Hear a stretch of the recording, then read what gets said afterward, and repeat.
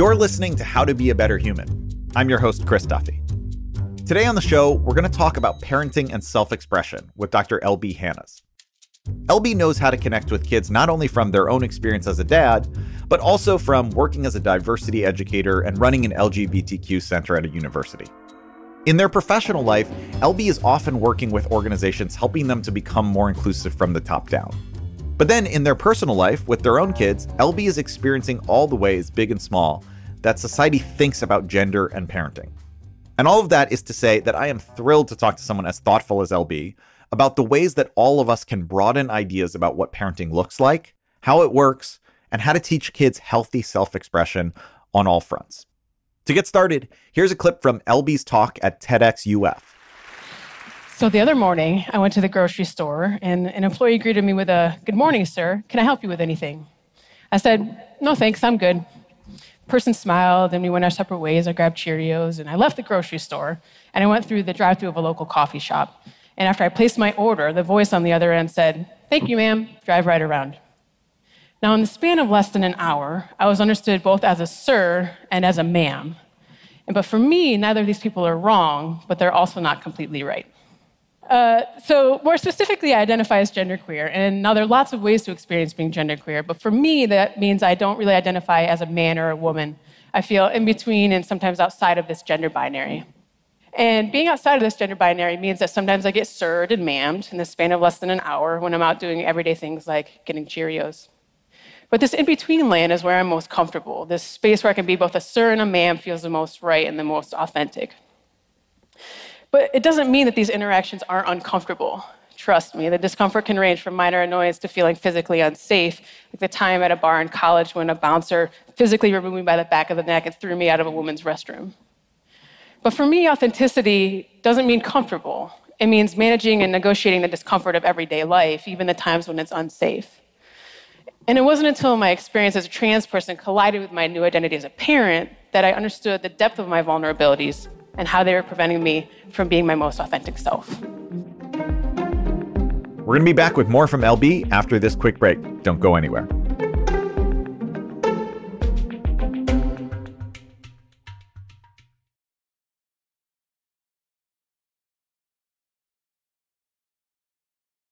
Okay, we are back. And today on the show, we're talking about parenting authentically and how to create space for the full range of human complexity.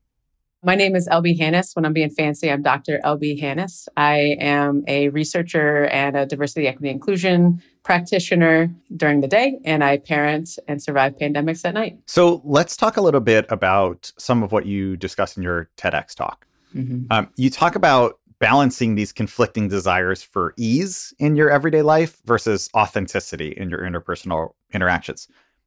How does that play out for you in a given day? Oh my goodness, I feel like that if there's no more present thread in my life writ large when it comes to my gender experience or parenting experience, right? Like every parent can probably empathize with like, all right, am I going to do the thing that's going to make this human learn from this experience, or am I just going to let that one go?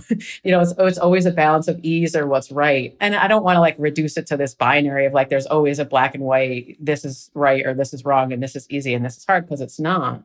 But in the span of a day or the span of a week or a span of a chapter of your life, what's the ratio of choosing what's easier for me or what's hard, and really being reflective about making sure that you're living in your values. Sometimes the easy route is not living in your values, whether it's at a personal level or at a kind of larger social level. And so that theme around choosing easy versus authentic is pretty frequent for me, and trying to instill that process in kids as well, to think about what's the easier route here, but what's right for you as a growing into yourself person, and then what's right for the larger either family or collective or the larger right thing to do.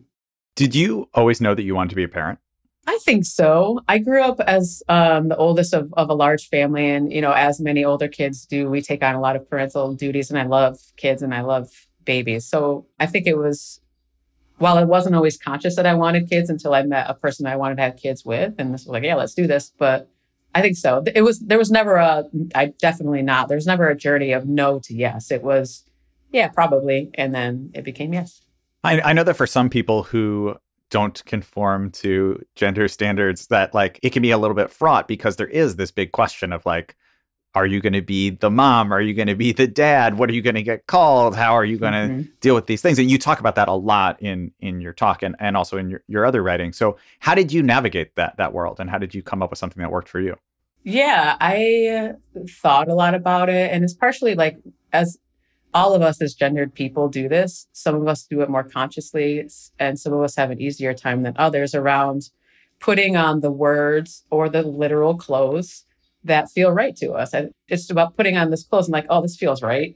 This word, let me try this word out for a while. So in a past life, I was a lesbian. In a past life, I was bisexual. In a past life, I was butch. And then the language I use now is genderqueer and queer. And so I just tried stuff out. I did a lot of thinking. I did a lot of feeling. I did a lot of processing with the people in my life and my partner at the time, and looking at the possibilities out there. And I'm not going to lie, I was like, all right, I'm going to go with daddy or dad. And it didn't feel like super comfortable right away. It was something that I had to like sit with and get used to. Not that it felt uncomfortable from a gender perspective, but in the beginning, I was like, oh, this is new. And it's not only new to me, but it's new to everybody else. It was like, you get a great pair of shoes that looks great and they're going to be great, but you just got to break them in. And I feel like I broke in being called daddy, because your kids don't call you that for like a year, right? Like everybody, all the adults were calling me daddy or calling me mom, and I had to correct them. And then once your kids start calling it, I'm like, okay, now this is what it's supposed to be. This is the pair of shoes that just like feel like your foot in the shoe is the same thing. And then they grow up and become teenagers and start calling me dad. And then I'm going to have to get used to them dropping the softer part of that, calling me dad. So yeah. Well, it's also interesting to me because like, obviously when you start with a baby, right, it's a blank slate. There is no like, they're not pre-programmed to say certain words. You teach them everything from the beginnings of phonemes to all the way to what they mean and how to put them together. And I think sometimes, especially for people who are cisgender or heterosexual couples, it can just feel like, well, that's just natural. That's just nature. Right. And I think something that's very important to remember for not just raising kids, but for being humans is that these things are not natural, right? They're creations, and we can choose which ones work for us and which ones don't. Exactly. Everybody chooses. Everybody chooses. Some people consciously do it, or some people just like, some of us are forced into to going against the stream because of who we are and how we show up in the world. And some of us are choosing just to go along with the stream, but it's still a choice. It's just not a conscious one for cisgender heterosexual folks. You've stepped on I had a colleague that would talk about the like moving sidewalk. You made the choice to step into it, and you're just riding that out, and you're choosing not to do anything different. Yeah. It's interesting because one of the things that I think happens a lot is the color conversation of like pink and blue. And I really liked this quote that you had about how at first you were like, I'm going to tone down and eliminate like femininity and masculinity. I'm going to like cut out all the gendering in the parenting. But then as you did that, you kind of realized that the default in the society we live in is if you don't do any gendering, it just becomes all masculine, because that's what the absence of gender is in our society as the default. So you had to kind of reevaluate, like, how do you actually raise kids without having them be stuck in a paradigm where like blue is only for boys and pink is only for girls and all the other problems that come with that.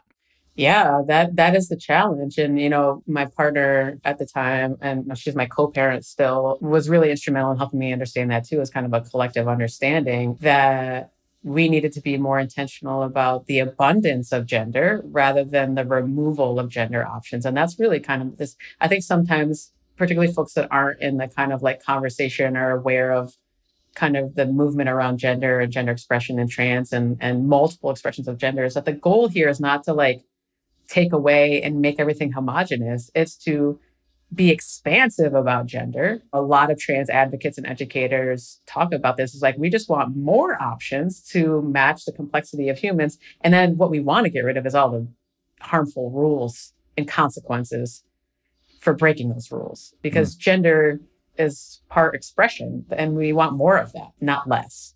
And so part of that is allowing femininity and masculinity in its many iterations to be what it is. So how do you do that with your own kids? How do you do that? Yeah, I mean, since the talk, we had another kid, and then there's a third in the mix with our other co-parent, and it's a daily practice. This is the thing I want. If there of advice for being a better human is around like being aware of gender and thinking about the consequences of gender is a daily practice because it's all in the nuance. I was talking with a friend this weekend around how the devil's in the details around how am I going to mess up my kid and thinking about that, but like. So, for example, she was talking about having an experience that her parents think that she and her brother were raised pretty egalitarian, equitably. And we were thinking about how she was socialized to capture all her thoughts and things in a diary, but we don't necessarily encourage little boys to keep diaries and be expressive in their emotion. That's not a common practice. I can't tell you how many diaries people have bought for my daughter. Nobody has bought a diary for my son, including me. He has a diary, but it's because his sister was like, I have a diary. He should have a diary. But that is a nuance and a significant practice. And like, why are we encouraging little girls to be expressive and in their emotions and writing them down and getting them out, but we don't encourage our little boys to be expressive and have diaries and write down how they're feeling and what's going on for them in their daily life? It's in the details. It's in the everyday practice. And so that's part of it, giving them language, not being reactive to things that other folks might be reactive to, and really thinking about that everyday practice of what explicit or implicit messages of support or not am I giving around gender. It's exhausting, I'm not going to lie. And some days I'm like, I'm not going to do this. I'm like, it's fine. But yeah, more people need to do more of that. Well, I think that's that same balance, right? Between like ease and authenticity. You can't be working 100% of the time, and kids are a 100% of the time job. So you have to pick your battles in some senses. For sure. I'm curious to think about a little bit more about that like question of picking the battles, because I'm not a parent, but I have a lot of friends who are parents. And obviously I have parents myself. And something that is very clear is that there's the stuff that you do and that you talk to your own kids about and the values you try and impart. And then there's the things that they pick up from the world and from the people around them. And I think one of the challenges that a lot of people I know really struggle with is what to do when your kids are picking up things from the world around them that are not what you want, not the messages you want them to be learning. Yeah, I mean, that's real. And it's a kind of constant battle, to be honest, right? Like part of what we're transitioning now, because my kids are getting older and going to school and coming out of the pandemic, is how are they managing other people's interpretation of my gender? So a kid comes up, my daughter, I'm her daddy and I'm daddy to everybody in her life. But she's only in first grade, gotten kids being like, that's not your daddy. That's a girl. That can't be your daddy. And how do we make space for her reality being shut down in first grade? How do I empower her to stand up for herself, stand up for me, but also not put all of the weight of her standing up for me on her? Because that's a burden and a weight that no kid should have to carry. But the imbalance is, the cards are kind of stacked against trans folks in particular around representation. We watch a lot of TV and movies, and the kids use the word boy, girl for me now because their ability to comprehend like genderqueer and trans in terms of like this big kind of theoretical language, it's not there yet. So I've always been a boy, girl to them, boy, girl, boy, girl. There's no boy, girls in kids shows. There's no gender fluid parents on TV. There's no versions of a family like ours at their fingertips to have it be reflected or be able to connect with other kids. Other kids aren't seeing our family reflected in what they watch. And so it's pretty constant in having to remind them and empower them and make them feel like they don't feel that like they're not any different or that's not like that's less than, but it's pretty constant. So I have a couple of questions about that. One is, I think there is this idea, which has certainly now become kind of coded language, and it's fraught of like the idea that talking about some of this stuff is not, and I'm putting this in very much in quotes, age appropriate, right? But for your kids, how could it not be age appropriate, right? It's like this is their life. And if the other kids in their class haven't ever heard about it, then they're the ones who have to educate their peers on how can they possibly do that when they're in kindergarten. So that's one of the obvious problems with people who say like these are issues that kids shouldn't have to talk about until they're in college or until they're dating or whatever the line that they draw is. Right. And how can they possibly be educated when the adults around them are not? You know, I love my daughter's teacher. I'm very happy with our school, but they still call me and say, you know, is this Elliot's mom? And I'm like, no, LB, dad, I wrote it in the paperwork. And and not, now granted, all power to the educators out there and the administrators, like it's COVID, they're surviving, they're making it work. And at the same time, the adults that are supposed to be in charge of helping kids through these kind of things aren't educated. So like, I can't put on the expectation of young kids when their adults don't even know. And I think that's just a testament to the vacuum of collective consciousness around trans people out in the world. I think I've been doing this work for 10 or 15 years now, and I have seen progress and improvement in people's understanding that trans people exist. But the kind of they're aware, but then that awareness is just, it stops there. The discomfort around asking pronouns or asking about people's identity or even knowing what cisgender means is just not, it's just not there. And we just have so much work to do. Even just hearing you talk about this and answer these questions, I hear some of the like exhaustion in your voice of like, this is, you've answered these questions so many millions of times and had to think about this so often. So is there a way in which you can like deal with these issues and talk about these things with your kids in a way that still feels joyful? Or is it always just a chore that you wish you didn't have to do? Oh, it doesn't feel like a chore, particularly with my kids, because to me, it's developmental. It's they're like a sponge. It only becomes tiring when the people on the other end are closed off or I have to kind of convince them. I am actually like totally both intellectually and emotionally, spiritually invigorated by being part of this learning process with them and seeing what kind of humans they're going to grow up to be by having this lived experience and what kind of world they can help create. And by their lived experience being one of gender expansiveness, not just like a theoretical thing that they learn from a textbook, but a lived one, right? Like I'm using son and daughter particularly because they have expressed to me what their gender is already, right? Like it wasn't something we assigned to them, but my kids feel very strongly about, you know, my daughter feels very much like a girl and my son feels very much like a boy, even though we've asked that question since as early as possible. Like, how do you know? Here's some other options. Tell us if it ever changes. So also it might change, but their bodies, even down to like, how do you help them understand their bodies not in a gendered way, that they're just bodies? And we had, my daughter for a while was singing this song about like girls have vaginas and some boys have vaginas and some girls have penises and some boys have penises and some boys have vaginas. There's some song she made up. She would just sing it in the tub because this is not just about gender expression. It's also about how do we help them understand that bodies can be many things as well. And how do you learn masculinity and femininity from differently bodied people? Related to that, what kind of tips or maybe even activities do you recommend to other parents of kids about your kid's age or younger to get into this and to have these conversations and give their kids that gender expansiveness and that feeling that you just described? I think an important thing is to like help make it part of the everyday. Like my first advice would be to help make it part of everyday conversation rather than like, let's sit down and talk about gender, because that separates it from like the everyday. For parents or people that are new to this, so think about what's one thing you can do differently when it comes to gender and kids. So it could be like, when a kid genders somebody that they know, like, that's a boy, and be like, how do you know that's a boy? They didn't tell us that they identified as a boy. Just kind of like in a very accessible, low stakes, low stress, not proving them wrong, but just like pause, think.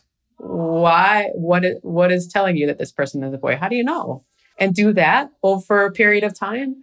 And because really the goal here is for people to just be more critical and conscious about the way that gender shows up in your life. Or it could be like asking your kid how a certain article of clothes makes them feel. Pretty, beautiful, strong.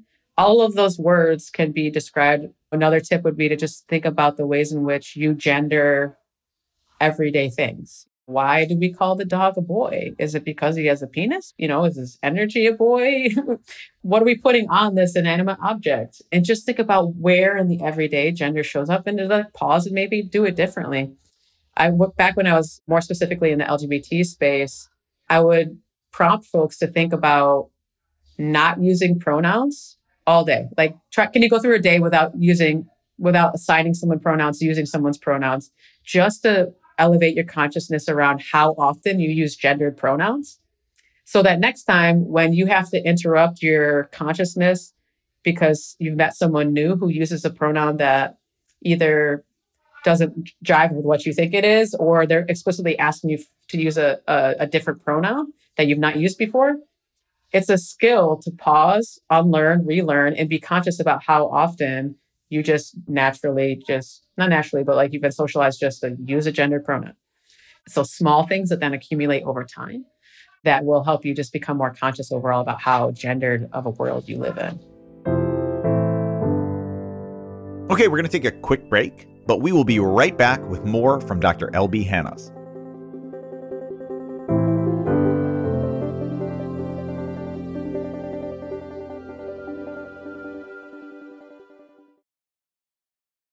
And we are back. We're talking about parenting authentically with Dr. L.B. Hannes. And as L.B. discusses in their talk, a big challenge for them, a challenge that I think many, many people can relate to, is having to deal with their own insecurities and their own hangups to make sure that those don't get passed along and taught to their kids. Here's a clip from L.B.'s talk. I have to confront my own assumptions about what a dad's body can and should be. So I work every day to try and be more comfortable in this body and in the ways I express femininity.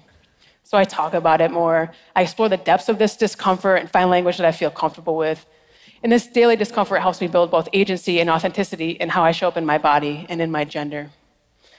I'm working against limiting myself. I want to show her that a dad can have hips. A dad doesn't have to have a perfectly flat chest or even be able to grow facial hair. And when she's developmentally able to, I want to talk to her about my journey with my body. I want her to see my journey towards authenticity, even when it means showing her the messier parts. Something that I've heard from people across the gender spectrum is that while parenting is amazing and it can bring so much joy and can really expand your life, it's also a challenge when sometimes you're put into this box by the concept of parents. And I think like people feel sometimes trapped by like the word mom and like the expectations around what being a mom means or what being dad is supposed to be. How do you try and expand what that box means and make it fit you rather than trying to fit into the box? Yeah, it's funny.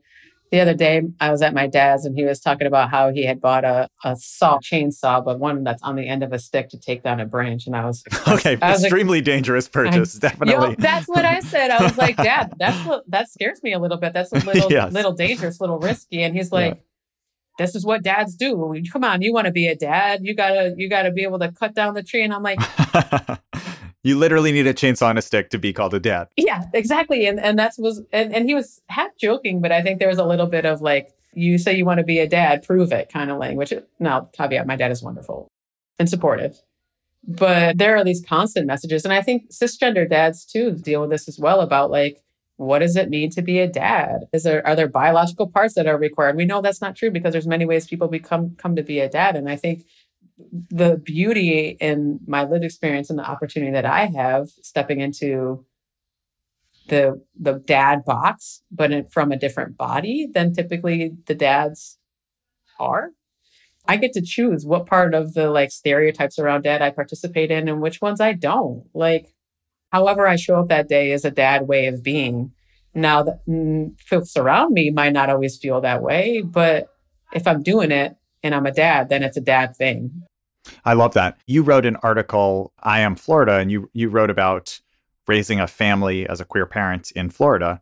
And you talked about, not being allowed to be on your child's birth certificate. That these choices that are political choices and legal choices have really directly affected your relationship with your family. How do you navigate living in a place that I think to most of us at times seems like it might even be actively hostile to your family's existence? Yeah, well, since that article came out, I've moved back to my home state of New York. I'm in upstate New York now, so I don't live in Florida anymore. But there are many people that can't leave, that choose not to leave, that is their home, that live under state antagonism, really is what it is. And here's the thing, for folks that haven't lived in more antagonistic states and come from those places that are considered quote unquote more liberal, New York, California, those kind of places, while the state antagonism isn't as present in your everyday life, there's still plenty of like cultural antagonism. And it's not necessarily a place where you are welcome or thriving. It's just that the laws aren't trying to erase you in the moment. And so there are ways that communities and local efforts that and ways in which people survive, and they find ways to find joy and fight when they can, and rest and celebrate when they can, and advocate and protest and do all the kind of efforts that you need to do to resist the antagonism. If someone is listening to this and they're not a parent, but maybe they are someone who works in a school, or they work in a medical facility, maybe they're a pediatrician, or they work in a hospital or something like that, what are the kinds of considerations that you wish other people who interact with your kids and with your family knew and just did as the default? What would make your life easier and better? For so long, a lot of these places like a Pride Center or, cultural center have been in triage mode, where we create spaces and programs for those of us that experience the oppression. And those spaces are needed. But if we're really going to think about change and cultural change, in this case of LGBT folks, the best guess out there is 10 to 15% of the population is LGBTQ.